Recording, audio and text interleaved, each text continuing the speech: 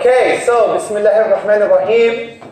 Alhamdulillah, wassalatu wassalamu ala Rasulillah. Assalamu alaikum wa rahmatullahi wa barakatuh.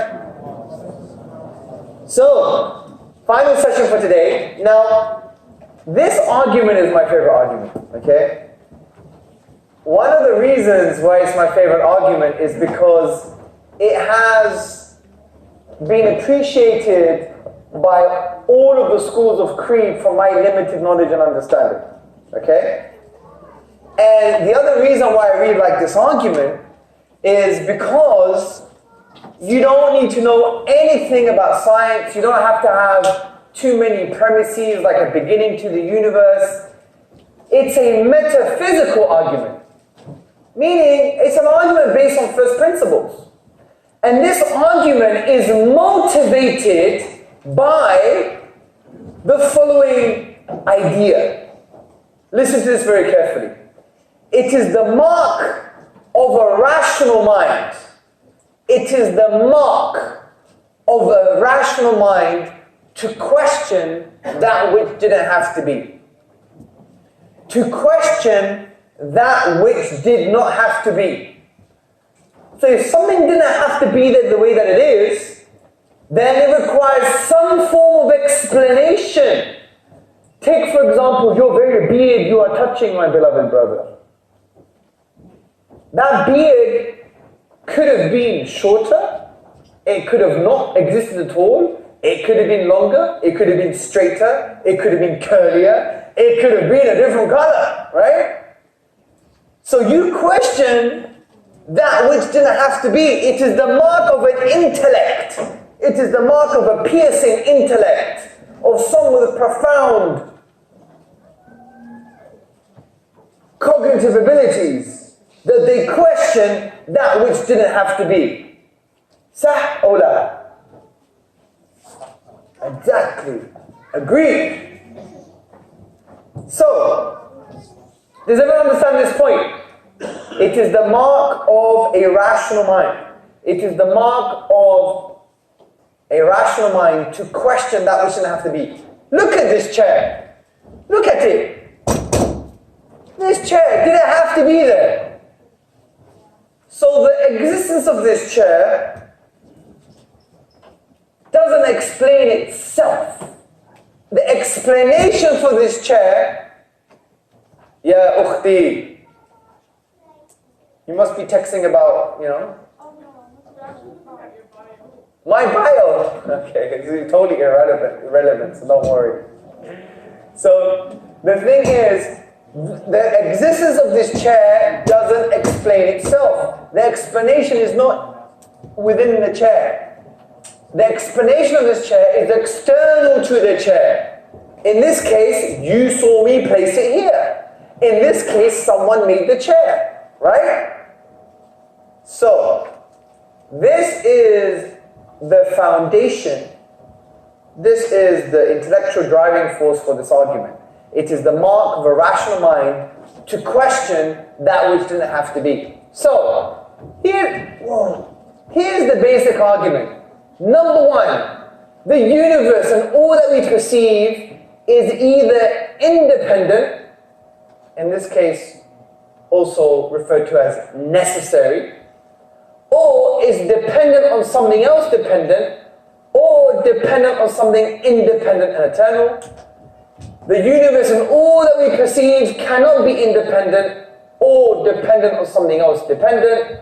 Therefore, the universe and all that we perceive depends on something independent and eternal, which is something that is necessary. This sounds like a lot of jargon. I agree. That's why we're going to walk through this argument. So in order to understand this argument, what we have to do is actually define what we mean by dependent. What do we mean by dependent in this context? The first thing we mean is that when something is dependent, it is not necessary. Now, what do we mean by necessary? Necessary doesn't have a linguistic context here, it has a philosophical context. Necessary means it was impossible for it to have not existed.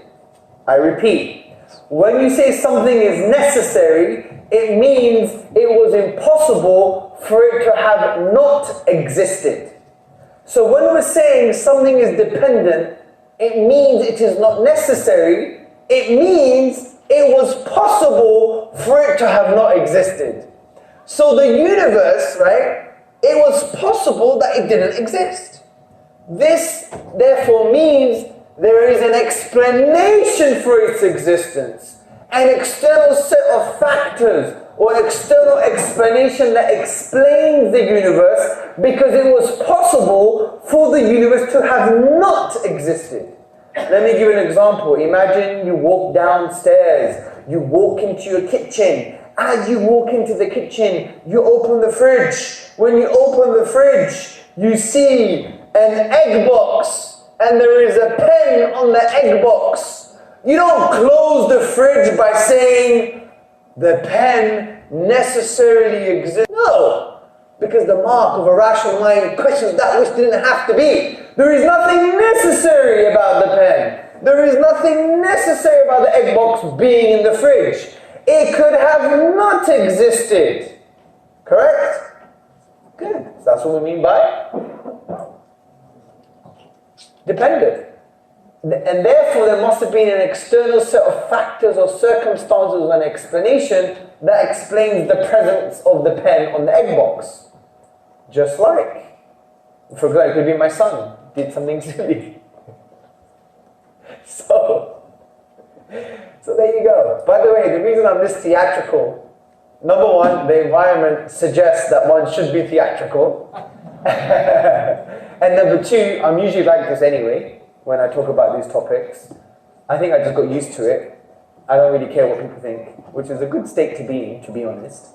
But also, there's a deliberate neuro-linguistic programming going on. I am manipulating your hearts and minds as I'm doing this. Because I'm actually a bit eccentric, you're never going to forget this. Okay? You're never going to forget this. You may forget the content, but you won't forget the experience. And if the feeling is, oh, this is convincing, this is good, therefore it would affect you in a very powerful way so you can continue your intellectual and your spiritual journey. Alright? So there's a deliberate ploy going on for me to manipulate your minds in one motion, just like what they do in Star Wars. You know the Jedis? Yeah? Anyway, so another definition of dependent. Another way of looking at something being dependent in a philosophical sense is that the fundamental building blocks of something could have been arranged in a different way. The fundamental building blocks of something could have been arranged in a different way. For example, look at this picture. It says, I love you. It's an arrangement of flowers. It is an arrangement of flowers that says, I love you. Imagine we were driving and we approached a roundabout. Or as you guys say in Canada, a roundabout, yeah? Say we went to a roundabout, yeah? And we saw an arrangement of flowers that says, I love you. Now the fundamental building blocks of those flowers are the flowers themselves. Those flowers could have been arranged in a different way. They could have been arranged and it could have said, I adore you. It could have said it in French, j'adore. Or je t'aime. It could have said it in Turkish, seni seviyorum. It could have said it in Greek, sagrabo. It could have said it in any other language and with any other letters. And therefore it suggests there must have been something that is external to the fundamental building blocks in that arrangement that determined that specific arrangement. Because why is it this arrangement and not another arrangement?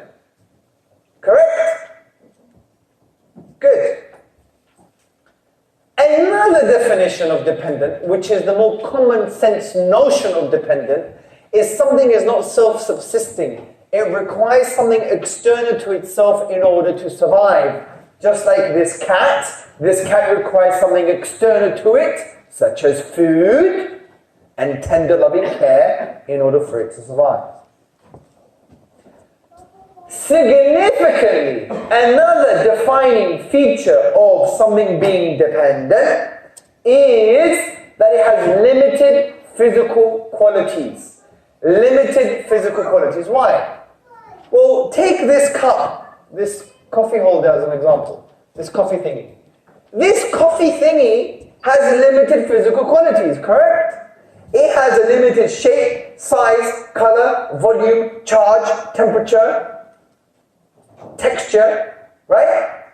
And it didn't give rise to its own limitations.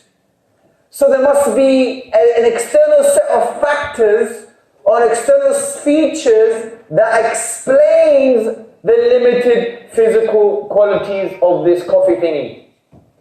So, defining features of something being dependent is that it has limited physical qualities, and those limited physical qualities didn't give rise to themselves. So there must be an external set of factors and explanation external to it that gave rise to the limited physical qualities. Any questions so far? So we define what we mean by dependent. So what we do now, we apply this to the universe. The philosophical definition of what we've just gone through, we apply it to the universe. So, there are three explanations really. Either the universe is necessary, or it's dependent, or it's dependent on something else dependent, or it's dependent on something necessary. So let's go and discuss these arguments. Well, one possibility is, Hamza, the universe and everything that we perceive is necessary. It is independent. Why is this wrong? Who could answer this question? Yes, sir. The universe could be in any number of other states. Like the atmosphere doesn't have to be the way it is, and we don't have to exist. Absolutely. There is nothing necessary about the universe. This universe could have not existed. This universe could have existed in another way. Correct? So therefore, there is nothing necessary about this universe. Let's apply all the definitions that we spoke about concerning dependent. So, the universe is not necessary from the point of view that it could have existed in a different way. The universe could have not existed at all, right? Even scientists say this. There could have been another universe or no universe, right? The other definition. The fundamental building blocks of the universe could have been arranged in a different way. Whether you consider those fundamental building blocks to be quarks or whatever the case may be, the point is they could have been arranged in a different way. Therefore, it requires an explanation external to it. And if the universe is not necessary from the point of view that it could have been not existing, then it requires some kind of an explanation of why does it exist in the first place. Also, we need to understand that the universe has limited physical qualities. The universe didn't give rise to its own limited physical qualities. Therefore, there needs to be an external set of factors or an explanation that explains the limited physical qualities of the universe. So we can't say that the universe is independent or necessary. Second point, well, maybe the universe is dependent, okay, we agree, but is dependent on something else that's also dependent. Is this an adequate explanation?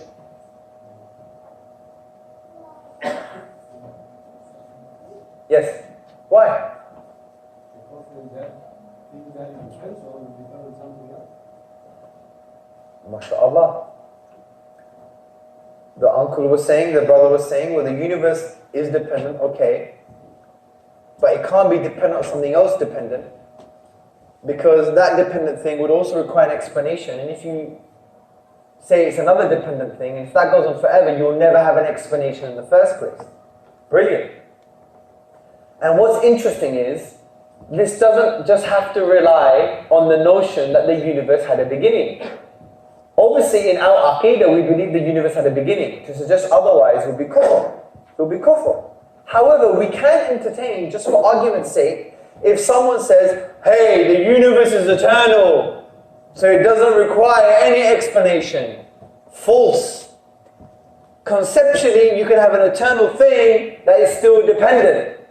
For example, imagine there was an infinite number of human beings. and each human being was produced by the biological activity of their parents.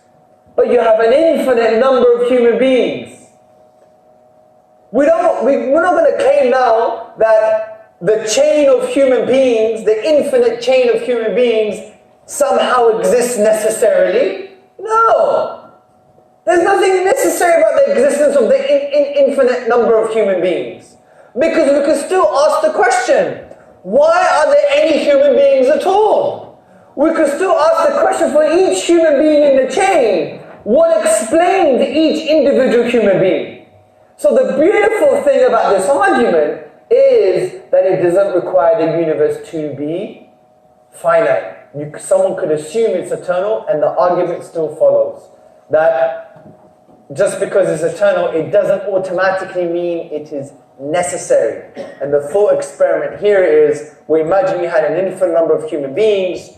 Each of the human beings were as a result of the biological activity of their parents. But yet it's an infinite number of human beings. You can't now just say, oh, therefore the infinite number of human beings necessarily exist. They don't require an explanation. Of course they require an explanation. Because why are there any human beings in the first place? We could ask the same question for each of the individual human beings. What gave rise to them, right? There's nothing necessary about them because they didn't have to exist. Because when you say something is necessary, it means it was impossible for it to not have existed. It means that it doesn't require an explanation external to itself. Its very existence explains itself. So the final rational position is that the universe and all that we perceive depends on something necessary. And that necessary thing is independent and eternal. The reason it's independent, because if it were dependent, it would require another explanation, and therefore we have the same problem. The reason it is eternal, because if it wasn't eternal, meaning finite, it would be dependent, because all finite things are dependent, and therefore it would require an explanation. Therefore, we can conclude that the universe and everything we perceive depends on its existence on something that is independent, eternal, and therefore necessary. And that makes sense of Allah subhanahu wa ta'ala al-Ghani, the free, the independent. Now there are a few objections to this argument. The first objection is, well, the universe exists independently. Well, this is not true, because we have seen the universe, when we observe the universe, when we interact with the universe, we see that there's nothing necessary about its existence. It could have not existed, right? It could have not existed. So therefore it requires an explanation for its existence, so it shows that the universe can't be necessary. It's not independent and eternal. What about the second contention? Some argue, well, the universe is just a brute fact. But you can't just ignore the dependent features of the universe. You can't just get away with that. That's a cop-out. That's not right. Just because you don't like the explanation that the universe is as a result of something necessary. No. Think about it from this point of view. Imagine you're walking down the street and you went to the park and you saw a hovering green ball. Are you going to just look at the green ball saying, hey, that's just a brute fact? It necessarily exists hovering in the park. Of course you're not going to say such a thing. Its very existence requires an explanation because of it has a dependent nature. It could have not existed. It has limited physical qualities. So take this ball and increase it to the size of a bus. The same question applies. Take that ball now, increase it to the size of the universe. Same question applies. So the point is, you can't just say it's a brute fact, because the features of the universe are crying out for an explanation, and the universe is telling us by our interaction and observation of it that the universe is not independent, it is not necessary. It could have not been there, and therefore it requires an explanation external to itself. The other contention is, well, science will eventually find an answer. Science will find an answer, Hamza. Yeah? This is God of the gaps. You don't know what's going on, so you're squeezing God in there as an explanation. This is false. This is not science, God of the gaps. Okay? This is not God of the gaps. Because this is not a scientific argument. This transcends science. Because the beautiful thing is, this argument accepts any science because it's a metaphysical argument. You could bring any scientific explanation,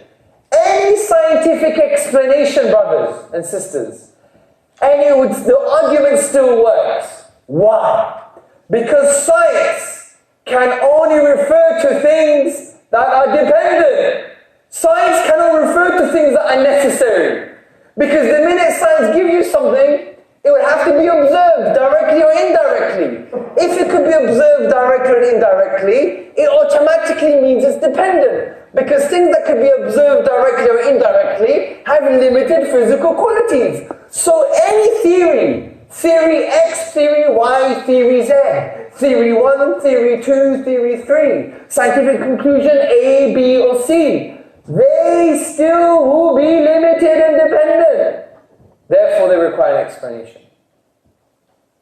So this absorbs any science. And it says that everything that's observable, everything that is perceived, whether directly or indirectly, is going to have the features of a dependent thing, which therefore means there must be an external set of factors or circumstances or an explanation outside of that thing to explain it. Therefore, it's dependent. And the best explanation for that is not another dependent thing because of an infinite regress of dependencies. And it doesn't explain anything ultimately. And therefore, the explanation is for things that are dependent, that there is a necessary being that is independent and eternal. It has to be independent because if it's not independent, it will be dependent and therefore require an explanation.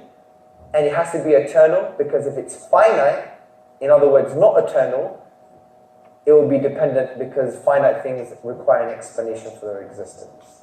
So the argument that science is going to explain this simply doesn't work. It doesn't work from this point of view. Now some people would also argue, Hamza, you've made the concept of necessary up. No, I haven't. The concept of things being necessary is a well understood, well discussed concept in philosophy. I haven't made this up just to try and prove God's existence, yeah? So, any questions?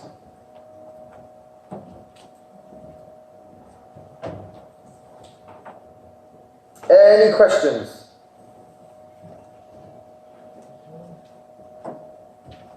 Yes?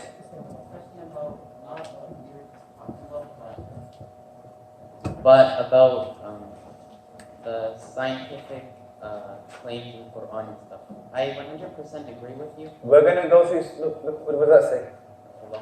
You will only understand this when we go through this tomorrow. Okay? Any questions on the dependency issue?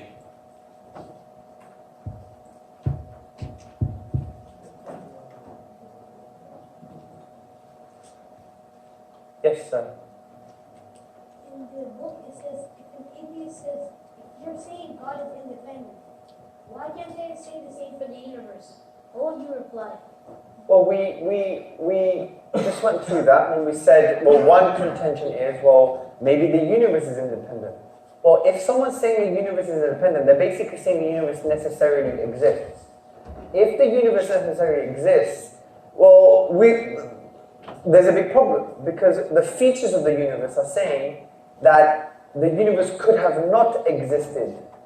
The universe could have not existed. We could have had a universe that was fundamentally different, or we could have had a universe that didn't exist at all, right? So therefore, it requires an explanation outside of itself to explain the very fact that it came into existence or that it exists.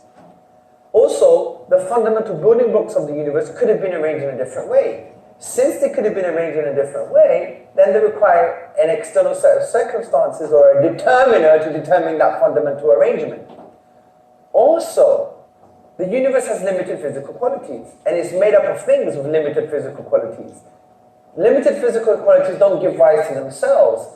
There must have been an external set of circumstances or an explanation that gave rise to those limited physical qualities. So it follows the universe cannot be independent and necessary. Next question. By the way, in our tradition, there's many conceptions of this argument. You read in the Aqidah books that they refer to this argument as wajib al-wujud, right? And then you have concepts such as, they refer to words like it's mumkin, it's possibly existent, it's wajib, it's necessarily existent. You have this in some of the creedal books. And this is a conception of the argument applied in a contemporary way. But there are other ways of arguing this too.